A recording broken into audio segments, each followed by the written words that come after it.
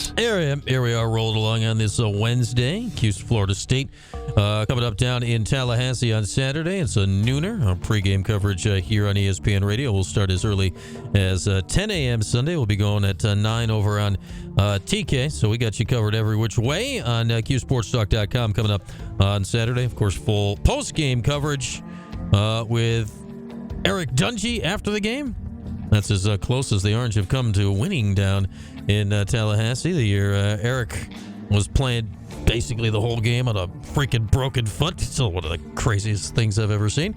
Neither here nor there. I know another guy that would have been down there covering that game in Florida State football for many, many years in either direction. He's our guy, Tom Block of the Florida State Sports Network. Tom, welcome in. Thanks as always for hopping on. And my goodness, you guys got a heck of a ball club this year. What's it been like to watch the Noles do what they've done so far halfway through this season? Well, it's been a lot of fun. You know, Florida State has had a really good history of success, and so when you're going through the down periods, which Florida State has been for the last 5 years or so, 6 years before last year. It's fun to be relevant again. And, me personally, I pay attention to a lot more of what's going on in college football when Florida State is in the conversation. So it's been good. And it's a high character team, and there's a lot of talent on this football team. And I mean, honestly, I don't really think they've come close to playing their best game yet. It's the old cliche work in progress. That's what they are. But, when you got a lot of good parts, you can be a work in progress and still have good results. Yeah, and Tom, you said it. You've seen the legit, the good, the big-time FSU teams over the years. When you look at this year's version, is it passing the eye test compared to the other FSU teams that you've seen over the years? Well, it's passing the eye test as a really good team, but is it in the same league as those teams? I would say no to that. I mean, the most recent championship team was the 2013 team, and every starter, offense and defense, played in the NFL on that team. Wow. And I guess a simpler way to put it, I would say they've got a lot of guys that are going to get drafted off of this year's team, but to me, they're more day 2, day 3 guys, whereas that 2013 team had a lot of day 1, day 2 guys. So there's a lot of guys that are going to be in camps, but I don't know how many of these guys are going to be 10-year NFL vets, and that, the 2013 team still has several guys bouncing around the league right now. All right, well, Syracuse says thank goodness for that, because they were in Tallahassee that year, and the final score was 59-3. So we don't need to have that happen again. That wasn't a whole lot of fun down there this year. But man, here's Mike Norvell. He's cooking in his 4th season now, Tom, and it was one. Based on, the recent history and, how the Jimbo era ended, how things went kind of haywire there for a few years, it felt like the Florida State fan base was just, they were on edge in the early years of the Norvell era. What was he able to do to kind of take that early angst where it didn't go really right year 1 and 2 to turn it around to what he's got right now? You're right. There was a lot of angst. And so one thing is Florida State, and it may have been because they didn't have any options at that point because they were paying the buyout for Willie Taggart. Mm-hmm. Mike Norvell got time. So regardless of how the start was, Florida State really wasn't in position to make a change, and so he got time. What's interesting about it as Syracuse comes to town is that last time the Orange were here 2 years ago, Florida State was 0-4. Mm-hmm. And they rallied late to win that game in the last minute on a field goal.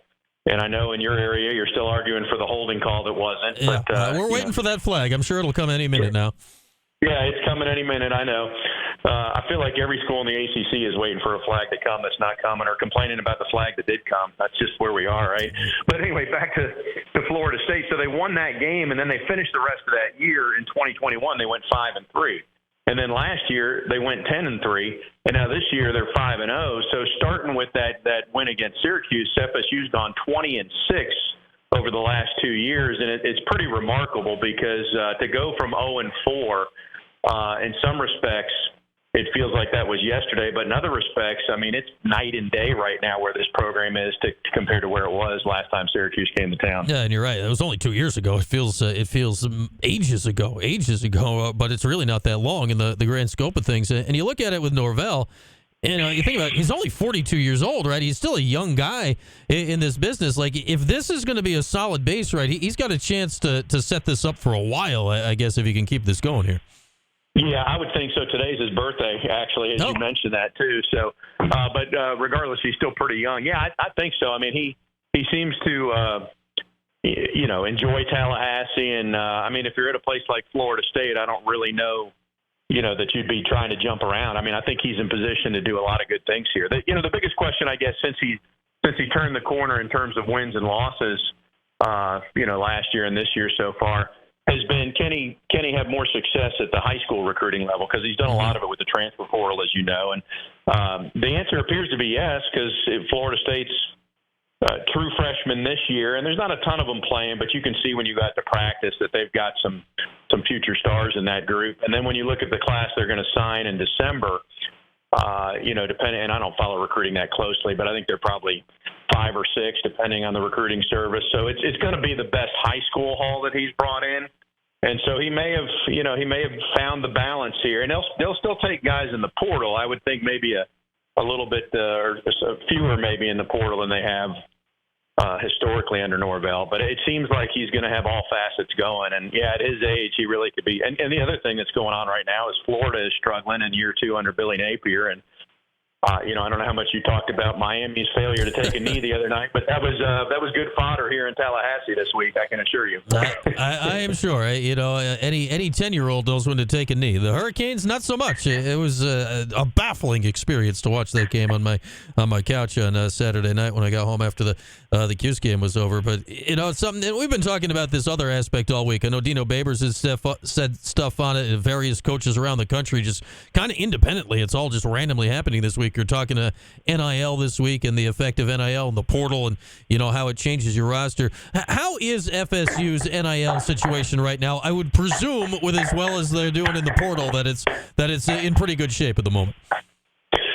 Yeah, it is pretty good, and I think Florida State may have found I'm trying to think how to term it. But by having the success in the portal, I don't know that bargain's the right word, but it's sort of like when you buy a new car, it diminishes in value as soon as you drive it off the lot. But if you get that car that's got 10,000 miles on it that's a year old, you're getting a much better value for it. I think that's what Florida State's done in the portal, Mm-hmm. And they've got a couple collectives, and one of them in particular really focused on 2 areas, and it wasn't necessarily freshmen coming out of high school. It was guys in the portal, and it was retaining guys who maybe were thinking about the portal or thinking about the NFL. And so they came together and coalesced and did because that's the thing about this year's FSU team is almost everybody that's going to be going in the NFL draft this coming year was on the team last year and flirted with that decision, like a Jared Verse, and decided to come back. So, and ultimately they'll probably be higher picks, but I think the collective certainly played a part in that decision. Yeah, it certainly does. Like whether people will say it does or not, it absolutely did. Why else? It certainly tips the scales anyway. It's a factor that did not exist in years past. And Jared Verse is a portal guy. He played at Albany down the road from here, but it really shows up on the outside at wide receiver. Both Johnny Wilson, Keon Coleman portaled in various years. Coleman this year and Wilson the last year.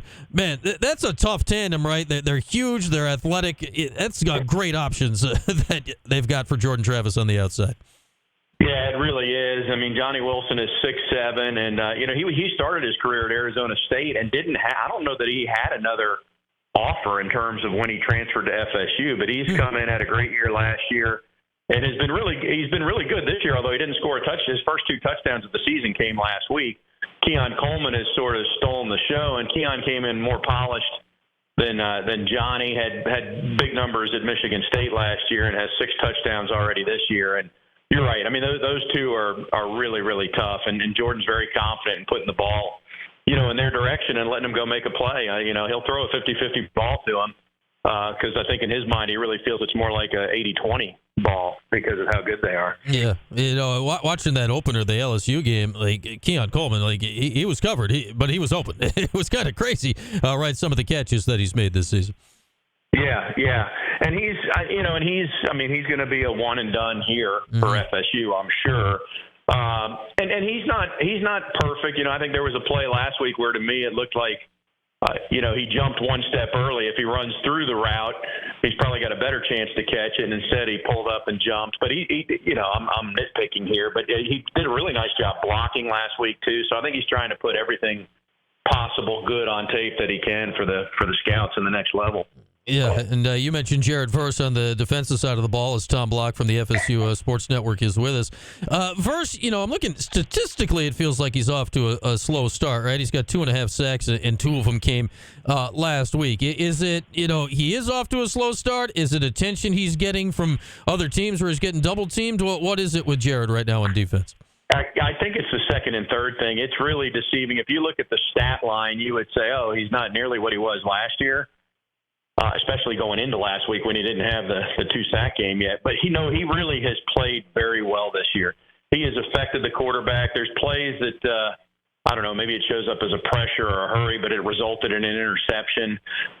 He doesn't have the mammoth number of sacks, but he has been very, very good this year. I think he's better in run support, too, although a lot of times, I guess when it's his series, he's out there for all 3 downs, and when it's not his series, he'll be back in there in the obvious passing down, if that makes sense, But he's been better than what you might think just looking at the numbers on the stat sheet. Yeah, I mean, you just figure everyone knows his name now. You got to set a double, or he's going to get to your quarterback and just wreak havoc. And the quarterback for the Noles is Jordan Travis, and you mentioned the game 2 years ago down there. That was kind of the day, anyway. It feels like still now 2 years later that Travis started his march to really what he's become here at this point. I'm just kind of looking at the picture this year. It looks like he's running just a little bit less.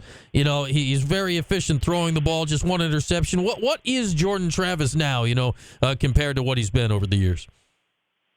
Yeah, well, I think the biggest leap he took was from 2 years ago to last year. And to me, the biggest difference, prior to last year, it was run first all the time. If his primary target was covered, he was going to take off and run. The step he took last year is that he really will move in the pocket well and keep his eyes downfield. He's done this incredibly well against LSU both years, or the last 2 years, where he'll just buy time and find an open guy, kind of making it up on his own, and he's been really good in that realm. All that said, I think there was such hype and anticipation for Travis this year that most around here feel like he's not been quite as good this year as he was last year, which is not to say he's been bad. If you look at the numbers year over year, they're almost identical. Mm-hmm. The completion percentage is 1.5% lower, but he's got more touchdowns and fewer interceptions, right? So the numbers are pretty comparable. But I guess what we're saying is we still feel like there's more in there for him. And it may, to be fair to Jordan, it may be for the offense overall. The offense is scoring a lot of points. But some of it has been an all or nothing, boom or bust. They'll hit a big play, and last week, Trey Benson. This isn't the passing game, but he had an 85-yard touchdown run and a 60-something yard touchdown run, and those are great. But then you mix in a couple of 3-and-out drives, and so it hasn't been maybe as consistent as I think it can be. But then again, we've set the bar pretty high. I mean, they're averaging 39 or 40 points a game. I mean, it's been a good offense. Yeah, Orange fans remember Benson quite well also. He had a huge game in the Dome last year, and for $163, that was kind of the part of the year where the Orange defense was all banged up and lost the ability to stop the run at that time of the year. As Tom Block is with us, we're talking Florida State. Tom, before we let you go, I want to get your thoughts on the league here, and it's going to set up interestingly because the Carolina, Louisville, and FSU may have separated a little bit, and none of those three somehow play each other over the course of the remainder of the season. How do you see this playing out down the stretch here? Well, I don't think all three of them will stay unbeaten, and maybe if there's a tie, it's all three of them with one loss ultimately. But it is interesting when you read that tiebreaker, and we're not even halfway. We haven't made the turn yet on the conference schedule, so it's impossible to do the math on this. But you get to the fourth or fifth tiebreaker, I forget which one, and it comes down to, in terms of if there was a three-way tie, it comes down to combined record of conference opponents. And so there is a scenario, if you did the math on it, and again, we can't do it now, but hypothetically, if Florida State's combined opponents had the lowest winning percentage or a lower winning percentage than Louisville and North Carolina's opponents, Well, Florida State could still be unbeaten and still in the top 5. Who knows? Maybe 3 or 2 by then, but not qualify for the ACC championship game if their opponent's record. Now, I don't think that'll happen, but it is a little crazy to see that's the scenario unfolding. I think it's a good problem for the ACC, though. I mean, we all know it's not looked at as one of the top football conferences. So if we got a lot of schools in the conversation, that's a good problem. Yeah, and that has not been a problem the league's had here in the last few years. So that is certainly a good thing. You know, I did the same thing, Tom. I was curious about that the other day. I went to the ACC website, looked up the tiebreaker thing. I read it all, and it just gave me a headache. I just closed the tab. I'm like, nope, I can't deal with this right now. It's too much. There's too much going on. So we'll see how it all plays out. But Tom, always good to chat. Do enjoy the game this weekend, and I'm sure we'll catch up again soon. Okay. Anytime. I always appreciate the invite. Have a good one. All right, that is Tom Block. He'll be down in Tallahassee on Saturday, of course, because he's on the Florida State Sports Network down on the sideline. He will be roaming him, Chief Osceola, and the whole crew down there in Tallahassee. With that, we will take a break. Much more to come after this. It's QSportsTalk.com and ESPN Radio.